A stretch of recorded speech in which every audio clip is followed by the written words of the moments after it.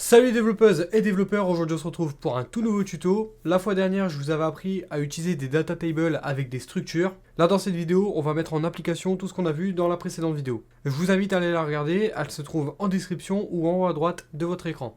On va donc apprendre à faire un système d'inventaire dans cette vidéo. D'ailleurs, j'ai oublié de vous le dire, mais ça va être en plusieurs parties, donc ça va être une playlist. Je sais que j'avais dit lors d'une ancienne vidéo, au tout début de l'année, qu'on n'allait plus faire de playlist pour cette année et pour toute la chaîne en fait. Le problème c'est que en fait, je me suis rendu compte que pour un système d'inventaire, c'était tellement complexe, il y a tellement de choses à voir, que en une vidéo c'est impossible, à moins qu'elle fasse 10 heures. Du coup, j'ai décomposé ça en plusieurs vidéos, vous inquiétez pas, elles sont toutes prêtes, elles sont prêtes à être sorties. Ça va sortir et cette playlist va bel et bien se finir, ne vous inquiétez pas.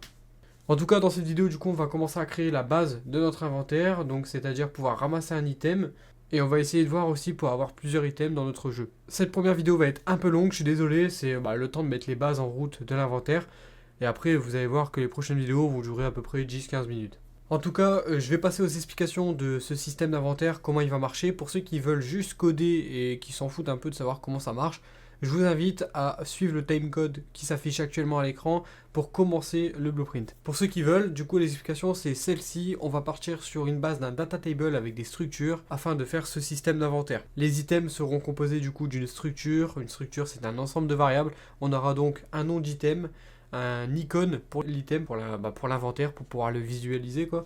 On aura aussi le nombre d'items qu'on a actuellement, pour l'instant en tout cas, dans cette vidéo. On aura aussi une dernière variable qui va être une booléenne, elle va nous servir à savoir est-ce qu'il y a un item actuellement dans l'emplacement qu'on est en train de vérifier dans l'inventaire. Pourquoi? Je vous explique. En fait vous voyez les items seront une structure, et les structures en fait serviront aussi pour créer les slots de l'inventaire, donc les emplacements de l'inventaire. Ça veut dire que chaque emplacement de l'inventaire aura la structure d'un item. Et en fait, ce qu'on va faire, c'est que quand on va ajouter un item, on va vérifier s'il n'y a pas un emplacement de vide. Si oui, alors on va changer toutes les valeurs de la structure de l'emplacement auquel on se trouve sur la structure qu'on a ramassé. Ça veut dire quoi? Ça veut dire que du coup cette dernière variable qui sera en booléen va nous permettre de savoir en fait quand on va voir notre data table, on va créer des items et en fait ça sera une case qui va s'appeler isValid. Ça va nous permettre de dire est-ce que notre item est valide.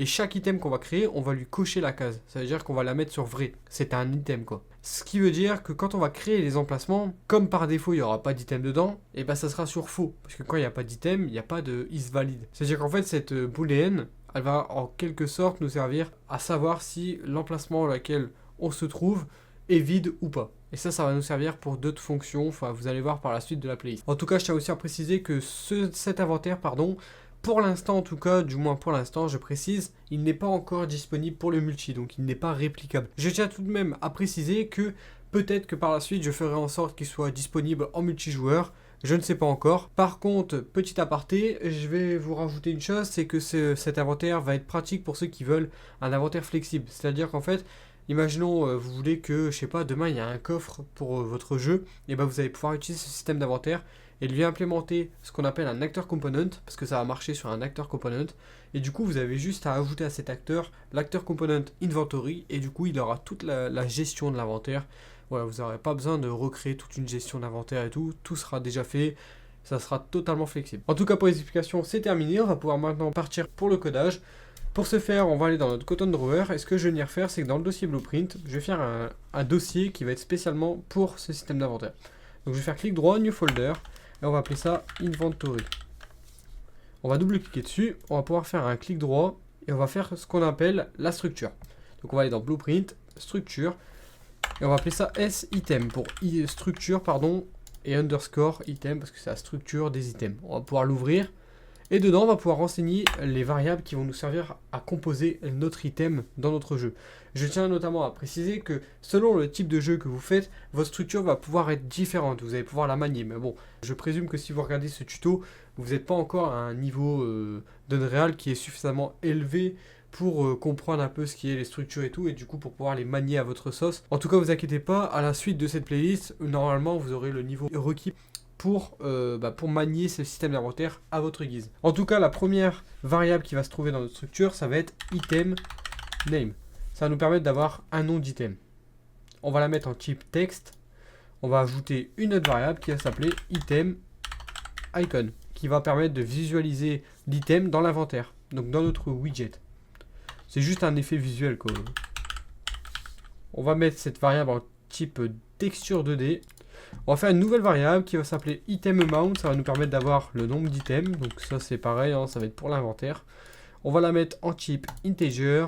Pour ma part, je le mets en integer. Par contre, si vous avez un inventaire, par exemple, plus tard dans un autre jeu que vous faites, vous voulez faire un jeu de survie à la type Ark, par exemple, où vous voulez qu'en fait votre inventaire soit un système de poids, c'est-à-dire que chaque item a un poids défini et vous avez un poids max à respecter, et bah du coup votre item amount, ça peut être par exemple item pound, mais voilà, et bah du coup ça va plus être en integer mais en float, du coup, en nombre décimal, pardon. On va pouvoir créer une autre variable, la dernière, qui va s'appeler item is valid. Comme je vous l'ai dit tout à l'heure, cette variable va être de type boolean, elle va nous permettre de savoir si l'emplacement auquel on se trouve est vide ou non. Donc si on a un item, l'item is valid va être par défaut activé. Par contre, si on n'a pas d'item et qu'on est sur un emplacement qui n'a pas d'item, donc qui est vide, et ben l'item is valid va être décoché. Voilà, tout simplement. On va pouvoir quitter la structure, maintenant qu'elle est faite, on va pouvoir créer data table directement, ça va être plus facile. Donc on va faire un clic droit, miscellaneous, et on va pouvoir aller dans data table. On va sélectionner la structure sitem, on va faire OK, et on va appeler ça dt pour data table underscore item. Dedans, du coup, ça va être là où on aura toute la data de notre item, de tous les items de notre jeu. Si je fais add, là j'ai rajouté un item à mon jeu. Je vais pouvoir du coup en rajouter un, hein, et on va mettre par exemple wood. Donc, le row name, hein, c'est juste l'identité dans le tableau. En vrai, on va pas s'en servir beaucoup, mais moi je mets quand même le nom de l'item. Hein. Donc c'est wood. L'item name, du coup, ça va être wood. L'item icon, pour l'instant, moi j'ai des textures qui sont déjà prédéfinies. Vous, je vous invite à télécharger des images aléatoires, hein, vous inquiétez pas. Je vous fournirai un pack d'assets dans la prochaine vidéo où vous aurez tous les icônes et on aura des icônes propres pour la suite de cette playlist. Pour l'instant, on s'en fout, donc mettez n'importe quoi. Hein, ça peut être, je sais pas, des items Minecraft, je sais pas. Amount, vérifiez toujours à mettre 1. Voilà, parce que par défaut, on veut que quand on récupère un item, en fait, ce qu'on va faire, c'est que la fonction qu'on va créer par la suite, vous allez voir, ça va prendre l'item amount de l'item, enfin de l'item qu'on a ramassé, et ça va l'additionner à l'item qu'on a actuellement dans l'emplacement, ou bien si on n'en a pas, ça va juste définir l'emplacement sur l'item qu'on a ramassé. Mais du coup, en fait, ce qu'il faut savoir, c'est que l'item amount, ça va vous permettre de faire, par exemple, quand je ramasse un item, ça va me le ramasser un par un. Si je mets 2, bah, par défaut, quand on va ramasser l'item, on va avoir 2 items. On va pas en avoir un. Bref, c'est très important de mettre 1. Vous en faites pas. Et du coup, item is valid, on va cocher parce que c'est un item valide. C'est un item qu'on veut pouvoir récupérer. On va pouvoir rajouter un autre item afin de pouvoir voir si on a plusieurs items dans le jeu. On va l'appeler Apple, par exemple. Comme ceci. On va mettre Apple et on va prendre une autre texture du coup. Pour les différencier, on va mettre 1 et item is valid. On peut save et on peut quitter la data table. À ne servir plus à rien. On va pouvoir faire un clic droit et on va commencer à créer ce qu'on appelle l'actor component qui va nous permettre de rendre notre système fluide. On va pouvoir aller sur blueprint class, actor component et on va faire un AC underscore inventory. On va double-cliquer dessus et dedans, il va y avoir toute la logique de notre inventaire. Donc la fonction pour ajouter un item, pour en enlever un, pour chercher un item dans l'inventaire, pour chercher un emplacement vide. Bref, il y aura toutes les fonctions de l'inventaire dedans. On va pouvoir créer une nouvelle variable qui va s'appeler away.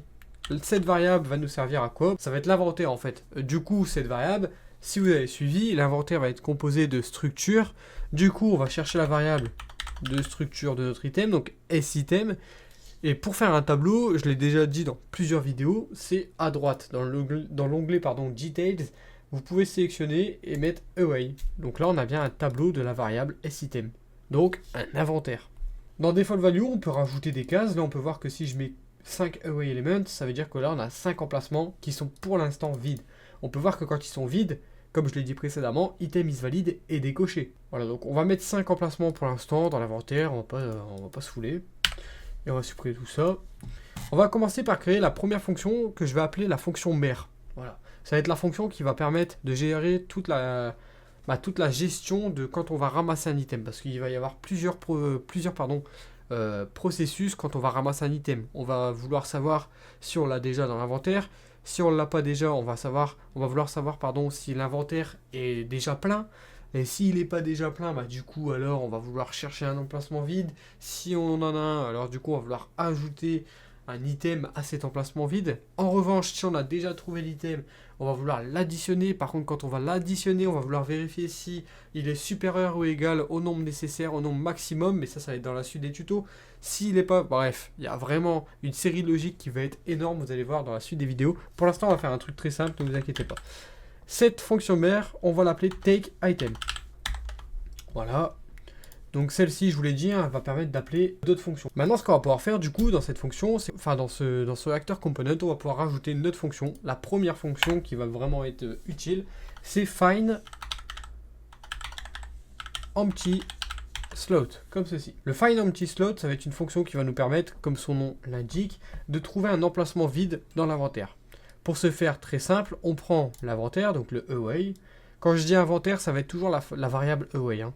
Après, si je dis tableau, bah, c'est toujours away, parce que tableau, ça veut dire away en anglais. On va pouvoir utiliser un node qui va être très pratique par la suite des vidéos, vous allez voir, c'est le node forEachLoop. Ça va nous permettre de scruter un par un les éléments du tableau. On va pouvoir faire un branch à la suite de ce forEachLoop. Et du coup, pour chaque élément, du coup, le loop body, c'est ce qui va se passer pour chaque élément. Le complete, ça va être ce qui va se passer quand on aura fini de fouiller le tableau. Le away element, c'est l'élément qui va nous être retourné pour chaque emplacement qu'on vérifie. Et le away index, c'est son identité dans le tableau away. On va pouvoir faire un break du coup sur le away element. Et on va vouloir récupérer le isValid. Parce que le isValid nous permet de savoir si c'est un emplacement vide ou pas. On peut cliquer sur le break sitem et on va cliquer en haut à droite sur hide unconnected pin. Ça va nous permettre de rendre le code plus beau. Et maintenant, ce qu'on va pouvoir faire, c'est du coup cliquer sur le find empty slot et dans output, on va venir créer un return node et on va le mettre sur false. Donc si le isValid n'est pas valide, donc bah du coup s'il y a un emplacement vide, alors on va mettre oui. Parce que là, ici, cette variable, j'ai oublié de la renommer, mais elle s'appelait success. Comme ceci. Du coup, maintenant, ce qu'il va nous falloir, c'est une deuxième valeur de sortie qui va être l'index sur lequel on se trouve. Ça va être de type integer. Parce que oui, du coup, là, pour l'élément qu'on est en train de vérifier, si c'est un emplacement vide, on va vouloir le retourner, enfin, on va vouloir retourner l'identité de cet emplacement. Maintenant, ce qu'on va vouloir faire, c'est créer une autre fonction. Donc, on va faire add, et on va créer une fonction qui va s'appeler findItem. Cette fonction va être très pratique elle aussi, parce qu'elle va nous permettre de chercher dans le tableau, donc dans l'inventaire, si on possède déjà un item précis qu'on va lui rentrer. Donc, dans la valeur d'entrée, on va pouvoir faire un plus. On va mettre item. Ça, c'est l'item qu'on va vouloir rechercher dans le tableau. On va le mettre de type sitem. Voilà, comme ceci. On compile on save. Du coup, on va pouvoir faire... On va prendre le tableau. On va faire un forEachLoop, encore une fois. Et pour chaque élément du tableau, on va faire un break. Ce qui va nous permettre de vérifier pour chaque élément du tableau, est-ce que c'est le même que celui qu'on veut chercher. Ce qu'on va faire, c'est qu'on va utiliser les noms equal exactly text. Donc si les noms, c'est les mêmes, on va pouvoir faire un branch, comme ceci. Ce qu'on va pouvoir faire maintenant, du coup, c'est faire cliquer sur findItem et on va refaire des valeurs de sortie. On va l'appeler find tout court. Voilà. On va la mettre dans true. Et du coup, si c'est true, et bah du coup, on peut mettre que le find a bien été fait. On va vouloir aussi lui donner l'index à laquelle on se trouve, pour toujours pouvoir par la suite faire une gestion qui va être de rajouter un item à l'emplacement qui est celui-ci. On va pouvoir cliquer sur les deux nodes ici, un par un, donc on va faire hide et hide afin de rendre le code plus beau, encore une fois. On va pouvoir compile and save.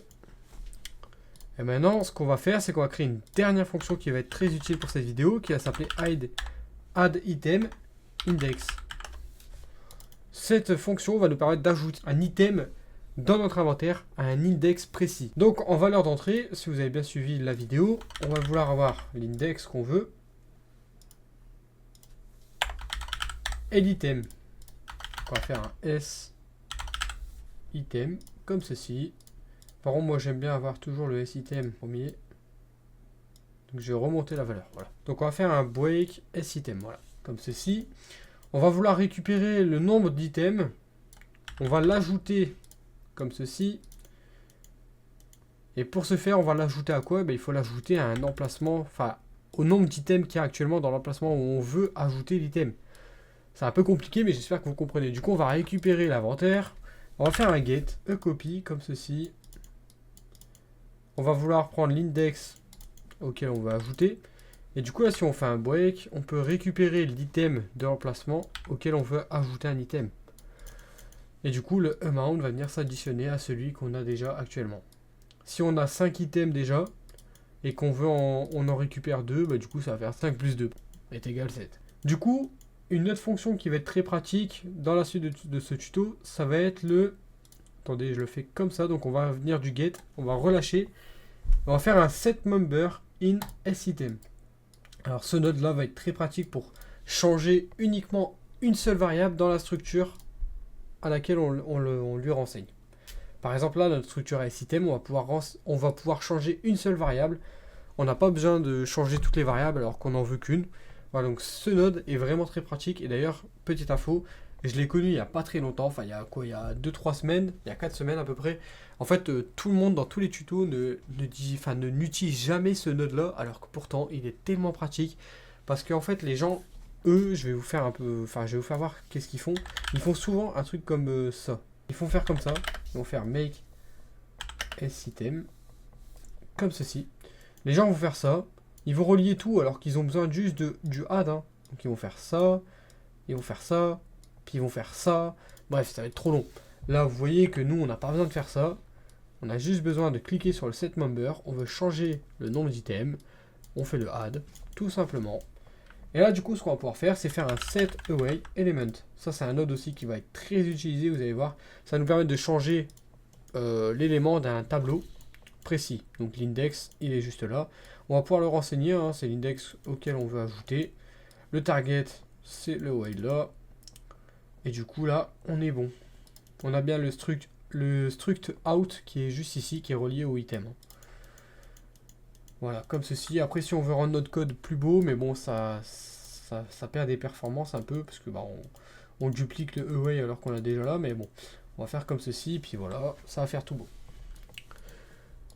Maintenant qu'on a toutes les fonctions qu'on aura besoin pour cette vidéo, ce qu'on va pouvoir faire, c'est l'assembler dans le takeItem, donc la fonction mère. Ce qu'on va vouloir faire du coup, c'est que quand on récupère un item, la première chose à faire, c'est vérifier si on n'a pas déjà l'item. Par contre, il va nous falloir l'item. Là pour l'instant, en valeur d'entrée, on n'a aucun item. Donc on va glisser l'item ici. Ça va nous créer une fonction directement, une valeur d'entrée qui va être item et de type sitem. Maintenant du coup, ça va nous retourner un booléen. Donc on va faire un branch, comme ceci, sur le find. Ce booléen, s'il est vrai, ça veut dire qu'on a trouvé l'item. Du coup, si on a trouvé l'item, on a bien une fonction qui existe juste ici, ajouter un item, à un index précis.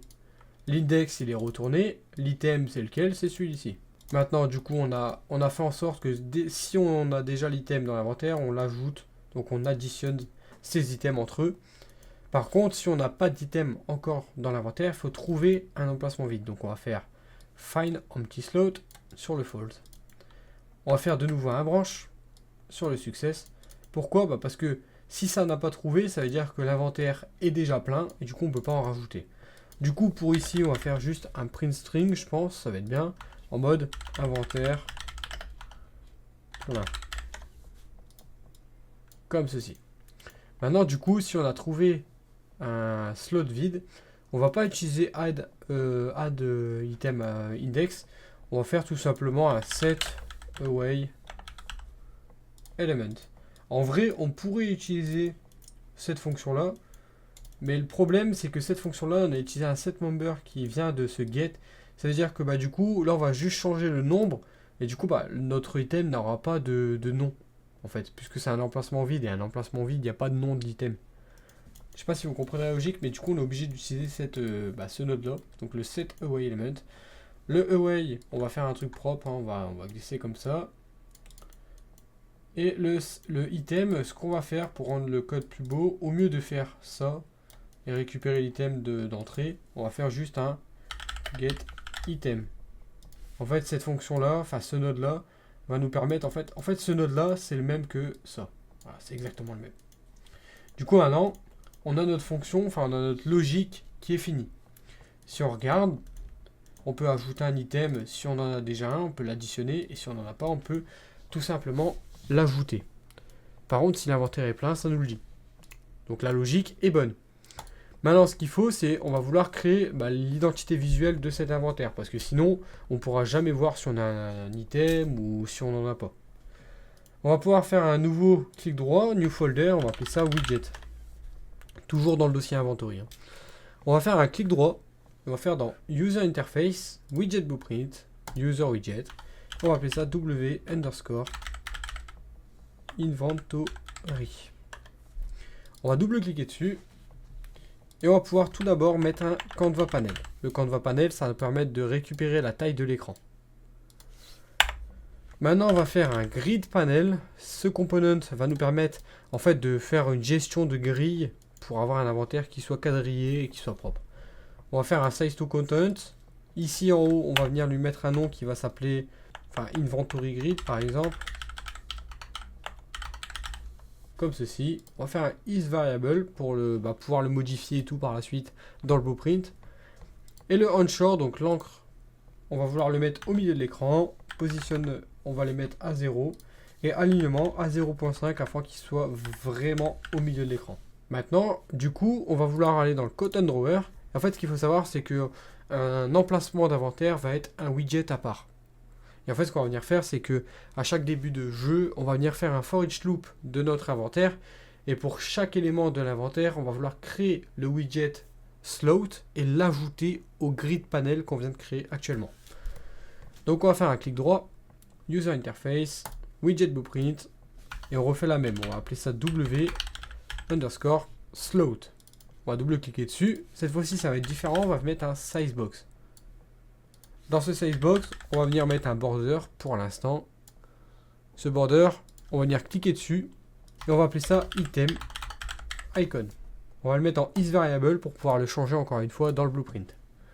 Maintenant, dans le size box, on va vouloir ici à droite dans Shield Layout, on va cliquer sur la taille et la largeur et on va mettre du par exemple 110 sur 110. On va faire des grilles carrées. Ici dans Fill Screen, on va venir mettre Desired. Et du coup là, ça va être la taille de notre slot. On va venir cliquer sur le border pour pouvoir rajouter un paging. Le paging, ça nous permet d'avoir un espacement entre tous les emplacements.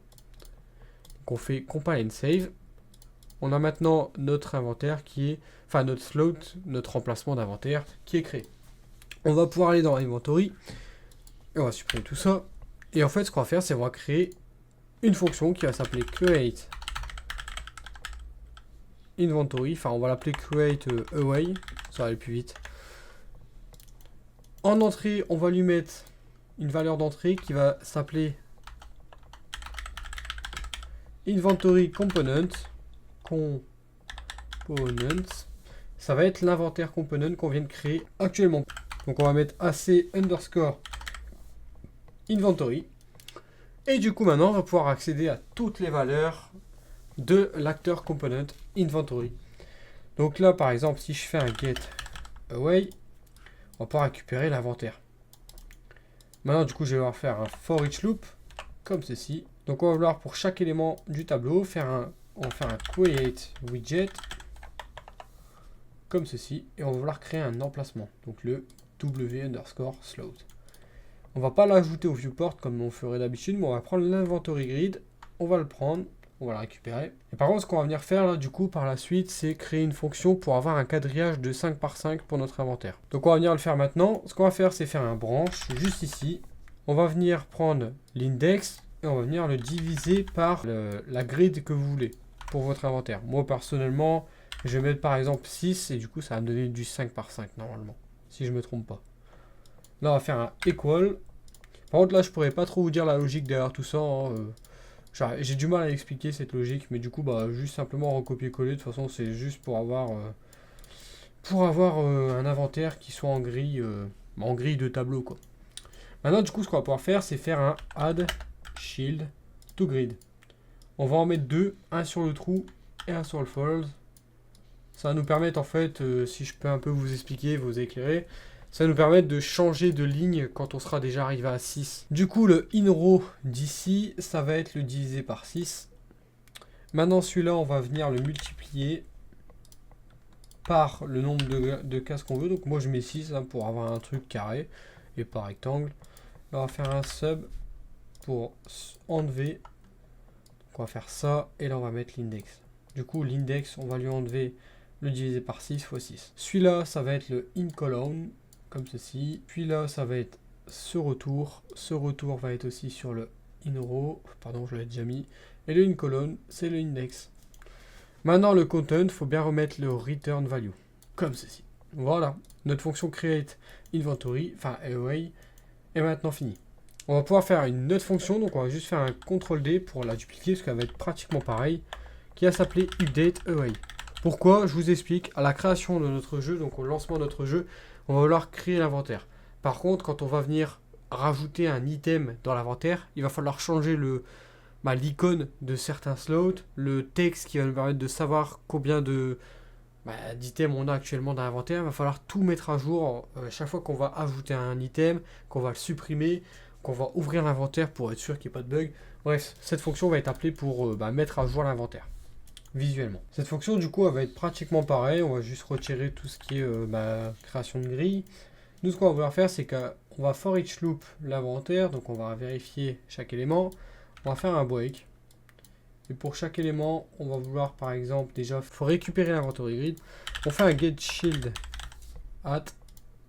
Ça va nous permettre de récupérer le widget, donc le widget wslot qui se trouve à l'emplacement sur lequel on est en train de vérifier.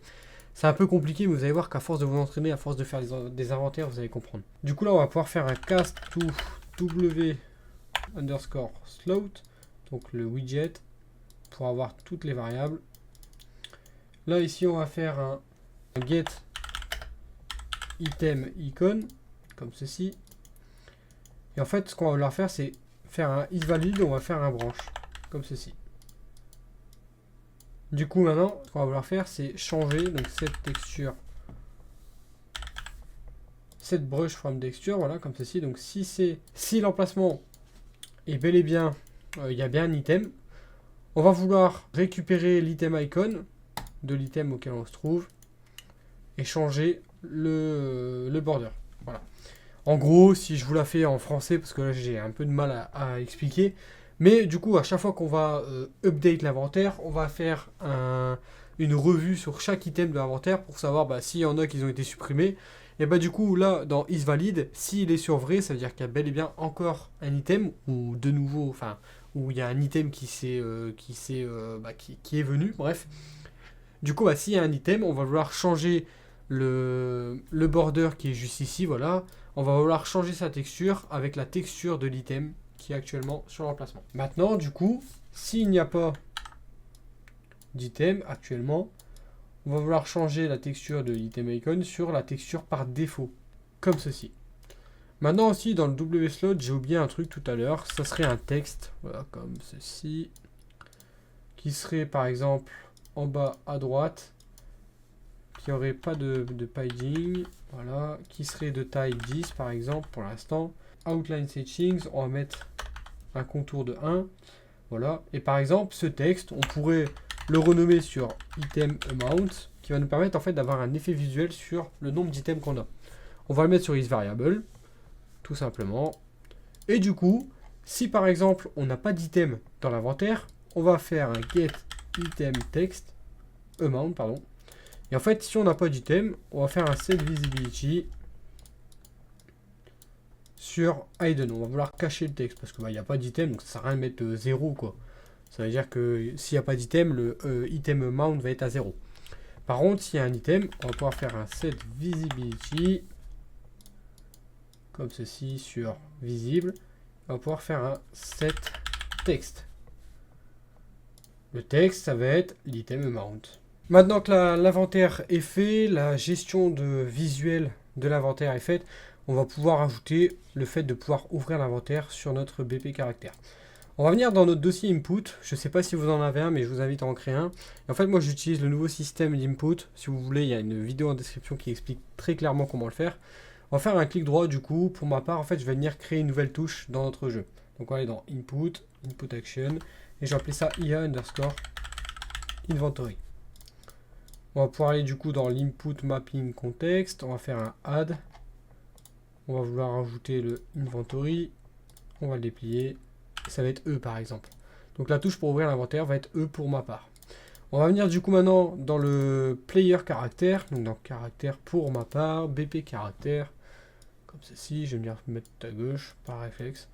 Et du coup maintenant, on va faire un IA underscore inventory, donc dès qu'on récupère la touche, il va falloir ouvrir l'inventaire. Par contre, on n'a pas encore ajouté l'acteur component inventaire à notre caractère, du coup ça veut dire qu'il n'a pas encore la possibilité d'ouvrir, enfin d'avoir un inventaire. Du coup on va faire un add dans component, on va prendre le inventory. On pourra à droite, par exemple, gérer le nombre d'emplacements qu'on veut. On va lui mettre 11 pour voir ce que ça fait. Du coup, maintenant, ce qu'on va venir faire, c'est dans Begin Play, on va venir faire un create widget. Donc au lancement du jeu de notre personnage, donc dès qu'il aura spawn, on va créer un widget qui s'appelle WInventory. On va l'add to viewport. Par contre, avant ça, on va venir faire un promote to variable. On va appeler cette variable widget, comme ceci. Et du coup, ce qu'on va venir faire aussi, c'est create away pour créer l'inventaire dans le widget. Notre inventaire, c'est le component asInventory qu'on a actuellement. On peut compile and save. Maintenant, ce qu'on va vouloir faire, du coup, c'est si ce widget-là is visible, on va faire un branch. Du coup, on va le mettre sur start. Maintenant, du coup, si on appuie sur la touche et que l'inventaire est déjà visible, c'est-à-dire qu'on va vouloir le fermer. Du coup, on va faire un remove from parent. On va faire un get player controller pour récupérer le player controller et le set show mouse cursor. On va venir le désactiver. On va venir désactiver le curseur parce que après vous allez voir qu'on va l'activer pour ouvrir l'inventaire. Et on va faire un set input game only pour activer les touches en mode jeu. Voilà. Maintenant du coup si on veut si le widget is visible, donc il est sur false. Par contre j'ai oublié de préciser, mais d'abord il faut faire un is valid. Donc on va faire un clic droit par exemple, convert. Voilà, il faut faire ça. Parce que nous on va le faire seulement si c'est valide. Voilà. Parce que si la variable elle n'est pas valide, on ne veut pas ouvrir l'inventaire. Parce qu'en fait, il y aura, pour vous expliquer pourquoi on fait ça, la première tick au lancement du jeu, ceci ne va pas être exécuté. Enfin, la variable ne sera pas encore mise sur le inventory. Je sais pas si c'est logique, mais en gros, faites le isValid, ça vous permet d'éviter les bugs. Maintenant, du coup, si cet inventaire n'est pas visible, alors on va faire un add to viewport. En fait, on va faire l'inverse. Hein. On va venir CTRL-C, CTRL-V, le set show mouse cursor, et on va vouloir l'activer. Donc, on va vouloir activer le curseur de notre souris. Et aussi, ce qu'on va vouloir faire, du coup, c'est faire un set input game et nuit, comme ceci. Le widget focus, c'est la variable widget. N'oubliez surtout pas de relier ceci, parce que ça va être très important. Par contre, ce qu'on va faire, du coup, c'est qu'à chaque fois qu'on va ouvrir l'inventaire, on va prendre le widget et on va faire un update pour éviter toutes sortes de bugs. On va revérifier encore une fois tous les icônes. Ceci, c'est l'AC Inventory, comme ceci. Maintenant, du coup, si je teste, je pense que ça va marcher. Voilà, ok, on a bien l'inventaire. Le problème, c'est quoi? C'est qu'au tout début du jeu, en fait, les gars, on l'ajoute à l'écran, mais en fait, non, pas du tout, il faut pas. Voilà, comme ceci. Du coup, maintenant, si on teste, on a bien notre joueur. On peut avoir notre inventaire. On est bien 1, 2, 3, 4, 5, 6. Ok, vérifiez bien, mettre le nombre exact que vous voulez de colonnes. Moi, par exemple, j'ai mis 6, bah, du coup, ça m'a mis 6 colonnes. Bref, vous avez compris. Et du coup, on a bien les trucs. Maintenant, ce qu'on va vouloir faire, c'est créer le premier item de notre jeu. Donc, on va aller dans Blueprint Class, Actor. On va appeler ça BP underscore item. On va double-cliquer dessus. On va lui mettre un cube. On va aller à droite. Et on va mettre Overlap All Dynamic. Maintenant, du coup, à chaque fois qu'on va faire un acteur begin overlap, on va vérifier si l'acteur c'est bien le BP underscore caractère. Et si c'est lui, alors d'abord dans variable, on va venir créer une variable de type data. Ça va être le data table, donc data table row handle. On va mettre l'œil et on va faire expose and pawn, ouais, yes, comme ça. Vous allez comprendre juste après pourquoi on fait ça. On va créer une autre variable qui va s'appeler item. Et ça va être la variable de type s underscore item. Alors je vous explique pourquoi on a créé ces deux variables. La première, ça va être la data. Ça va nous permettre de récupérer la data de chaque item. Maintenant, du coup, pourquoi on l'a activé l'œil et tout? C'est pourquoi? Parce que, en fait, par la suite, on va pouvoir déposer des items ici. Et dans Details, ici, on va pouvoir voir ici, voilà, la variable data, elle est ici. Et on peut la modifier directement ici. On n'aura pas besoin de venir dans le BP item et tout. Enfin bref, j'espère que vous comprenez. Maintenant, du coup, ce qu'on va faire, c'est qu'à chaque fois qu'un acteur begin overlap, on va regarder si c'est le BP caractère. Si c'est lui, ce qu'on va venir faire, c'est faire... On va prendre la data, on va faire un clic droit, split structure pin, get data row. Et maintenant, du coup, on va vouloir set le S-item. Pourquoi? Bah, c'est très simple. Maintenant, du coup, si le caractère, c'est bel et bien lui, on va venir récupérer son AC inventory qui va être juste là. Et on va vouloir faire un take item. L'item, du coup, c'est bien le item juste ici. En fait, on peut venir supprimer la variable là, elle va servir à rien. C'est le outro, voilà. Et maintenant, on va faire un get widget. Et on va faire un update away. Le away, c'est qui? C'est lui. Et on va faire un destroy actor. Voilà, maintenant que j'ai pu finaliser tout ça, je me suis un peu pressé, hein, vous avez vu, j'ai pas donné trop d'explications, je vais vous donner les explications maintenant. Alors en fait, ce qu'on vient de faire, du coup, c'est qu'on vient de créer un acteur qui va nous permettre de servir d'item de test. Vous inquiétez pas, par la suite des tutos, on va créer toute une série de logiques afin d'avoir une data pour les items bien flexible. C'est-à-dire qu'on va pouvoir créer des items comme on veut plus facilement. Du coup, là, ce qu'il faut comprendre, c'est que on va venir traverser l'item qui va se trouver juste ici avec notre BP caractère. Si c'est bien lui, on va vouloir récupérer la data de l'item qu'on a actuellement enregistré ici.